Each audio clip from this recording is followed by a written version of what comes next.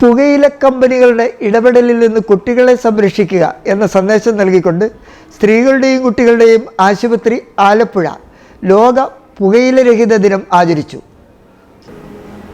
പുകയില ഉപയോഗിക്കുന്നതിൻ്റെ അപകടങ്ങളെക്കുറിച്ചും പുകയില ഉപയോഗിക്കുന്ന ആളുകൾ പുകയില ഉപേക്ഷിച്ച് ആരോഗ്യകരമായ ജീവിതം നയിക്കേണ്ടതിൻ്റെ ആവശ്യകതയെക്കുറിച്ചും ബോധവൽക്കരണം നടത്തുന്നതിനാണ് ഈ ദിനം ആചരിക്കുന്നത്.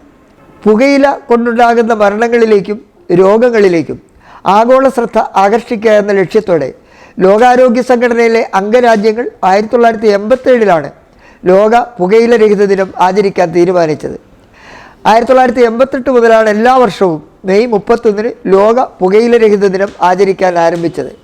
പുകയില കമ്പനികളുടെ ഇടപെടലിൽ നിന്ന് കുട്ടികളെ സംരക്ഷിക്കുക എന്നതാണ് ഈ വർഷത്തെ ലോക പുകയില രഹിത ദിനത്തിൻ്റെ സന്ദേശം. പുകവലി ശ്വാസകോശത്തിൻ്റെയും ശ്വസന വ്യവസ്ഥയുടെയും പ്രതിരോധശേഷി കുറയ്ക്കുന്ന ഒരു വിപത്താണ്. കേരളത്തിൽ പുകയില മൂലമുള്ള മരണകാരണങ്ങളുടെ പട്ടികയിൽ പുകയിലജന്യമായ ഹൃദ്രോഗവും വദനാർബുദവും ശ്വാസകോശ അർബുദവുമാണ് മുൻപന്തിയിൽ നിൽക്കുന്നത്. പുരുഷന്മാരിൽ കാണുന്ന അർബുദത്തിൽ മുൻപന്തിയിൽ നിൽക്കുന്നത് പുകയിലജന്യമായ ശ്വാസകോശ അർബുദവും രണ്ടാമത് പുകയിലജന്യമായ വദനാർബുദവുമാണ്. ആശുപത്രി അങ്കണത്തിൽ വെച്ച് നടത്തിയ പരിപാടി സ്ത്രീകളുടെയും കുട്ടികളുടെയും ആശുപത്രി ഡെപ്യൂട്ടി സൂപ്രണ്ട് ഡോക്ടർ ശ്യാമാമോൾ PS അധ്യക്ഷയായി. ആശുപത്രി സൂപ്രണ്ട് ഡോക്ടർ KK ദീപ്തി ഉദ്ഘാടനം നിർവഹിച്ചു. മെഡിക്കൽ ഓഫീസർമാരായ doctor Shanthi, doctor Manish Nair, nursing സൂപ്രണ്ടുമാരായ ബിന്ദു SM ബീന, നഴ്സിംഗ് സൂപ്രണ്ടുമാരായ Bindu SM, Beena KA, health inspector Jayakrishnan, Shaiba David, nursing officer Sangeetha, KV school of nursing Cherthala tutor Ramya തുടങ്ങിയവർ പരിപാടിക്ക് നേതൃത്വം നൽകി. ലഹരിക്കെതിരെയുള്ള പ്രതിജ്ഞയെടുക്കലിനെ തുടർന്ന് KV സ്കൂൾ ഓഫ് നഴ്സിംഗ് വിദ്യാർത്ഥികളുടെ ഫ്ലാഷ് മോബ് അടക്കമുള്ള വൈവിധ്യമാർന്ന ബോധവൽക്കരണ പരിപാടികൾ ജനശ്രദ്ധയെ ആകർഷിച്ചു. ഞാൻ പ്രേരിപ്പിക്കും പുകയില ഉൽപ്പന്നങ്ങളുടെ ഉപയോഗത്താൽ ഉണ്ടാകുന്ന ദോഷങ്ങളിൽ നിന്നും പരിസ്ഥിതിയെ സംരക്ഷിക്കുന്നതിനായി ആത്മാർത്ഥമായി പ്രവർത്തിക്കുമെന്നും ഞാൻ ദൃഢപ്രതിജ്ഞ. എല്ലാവർക്കും നമസ്കാരം. പുകയില രഹിത ദിനത്തിൻ്റെ സന്ദേശം, അതിൻ്റെ ഇക്കൊല്ലത്തെ മെസ്സേജ് മാഡം പറഞ്ഞു അല്ലേ? കുട്ടികളിൽ പുകയില ഉപയോഗം തടയുക അല്ലെങ്കിൽ കംപ്ലീറ്റായിട്ട് നിർത്തലാക്കുക എന്നുള്ളതാണ് നമ്മൾ ഉദ്ദേശിക്കുന്നത്.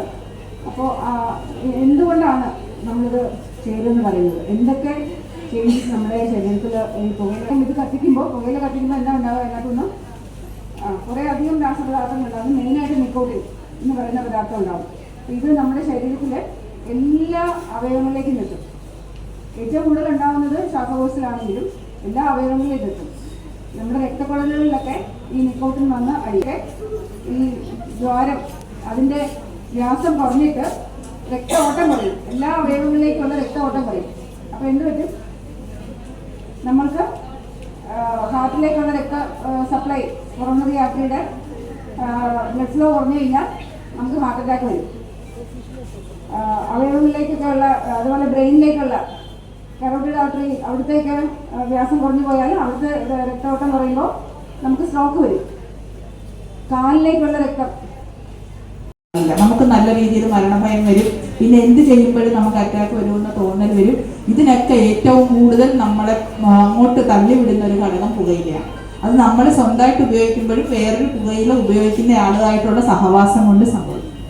ഇപ്പോഴാണെങ്കിൽ നേരത്തെ ജയകൃഷ്ണൻ സൂചിപ്പിച്ചതുപോലെ നമ്മളെ ഏറ്റവും കൂടുതൽ പേടിപ്പെടുത്തുന്നത് സ്കൂളുകളിലെ പുകയില ഉപയോഗങ്ങളാണ്. അതിപ്പോൾ ആണുങ്ങൾ പെണ്ണുങ്ങൾ വ്യത്യാസം ഇല്ലാതെ പെൺകുട്ടികളിലും 10% ഉപയോഗം, ആൺകുട്ടികളിൽ അത് 12% ഉപയോഗം. അത് ഒരുപാട് ഈ കമ്പനികളുടെ എന്താ പറയുക, നമ്മളെ പ്രേരിപ്പിക്കുന്ന തരത്തിൽ കുട്ടികളെ അവരുടെ അറിവോടെ അല്ലാതെ തന്നെ പുകയിലേക്ക് അടിമകളാക്കുന്ന തരത്തിലുള്ള പരസ്യങ്ങളും അവരുടെ ആക്ടിവിറ്റീസും കൊണ്ട് തന്നെയാണ്. അപ്പം ഈ ഒരു ദിനത്തിന്റെ പ്രാധാന്യം നിങ്ങൾ എല്ലാവരും ഉൾക്കൊണ്ട് മിന്നാമിനിങ്ങിനും തന്നാലായത് എന്ന് പറയുന്ന വട്ടിൽ നമ്മൾ ഓരോരുത്തരും ഈ വിപത്തിനെതിരെ പ്രവർത്തിക്കണമെന്ന് മാത്രം നിങ്ങളോട് ഓരോരുത്തരോടും അഭ്യർത്ഥിച്ചുകൊണ്ട് ഈ പരിപാടി ഇങ്ങനെ നല്ല രീതിയിൽ സംഘടിപ്പിച്ച നമ്മുടെ ആശുപത്രിയുടെ ഈ പൊതുജനാരോഗ്യ ടീമിനും അതുപോലെ തന്നെ KV സ്കൂൾ ഓഫ് നഴ്സിംഗിലെ എല്ലാ എൻ്റെ കൊച്ചുകുട്ടികൾക്കും